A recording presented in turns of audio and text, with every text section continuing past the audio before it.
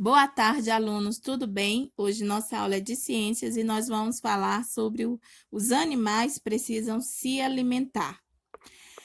No reino animal, de acordo com o hábito alimentar, as espécies podem ser classificadas como animais herbívoros, né, que são aqueles que se alimentam de plantas em geral, apresentam adaptações para melhor absorção dos nutrientes fornecidos por esse tipo de alimento.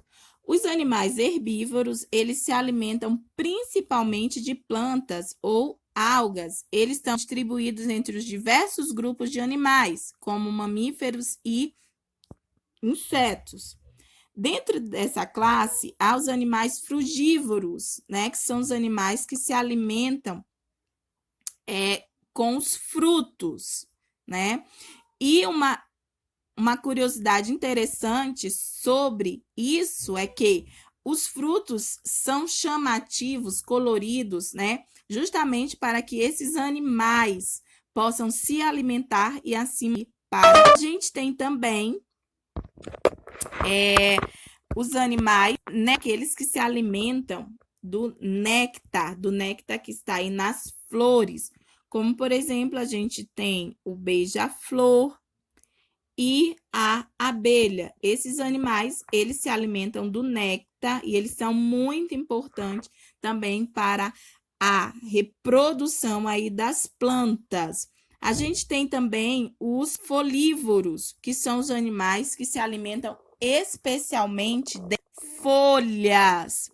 E assim, gente, é classificado, né? São classificados os animais herbívoros em frugívoros, nectarívoros e folívoros. Há também no reino animal aqueles animais que se alimentam de carne, né? Que são carnívoros, né? Os animais carnívoros, né?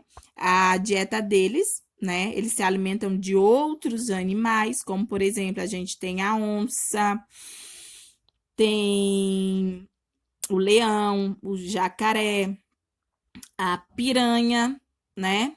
Tem alguns também que se alimentam de sangue, como a sanguessuga. Existe também os onívoros, que são os que se alimentam tanto de partes vegetais como de partes animais. E são os que têm uma capacidade para metabolização de diferentes classes alimentícias, né? Com uma dieta alimentar menos restrita do que as dos carnívoros e herbívoros, né? Normalmente são predadores e têm um bom aparelho digestivo.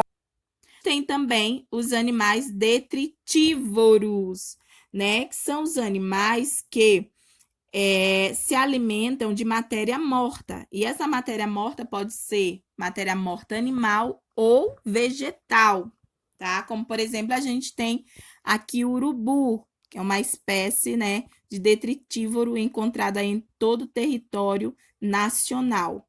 E ele é muito importante para o equilíbrio do nosso ecossistema.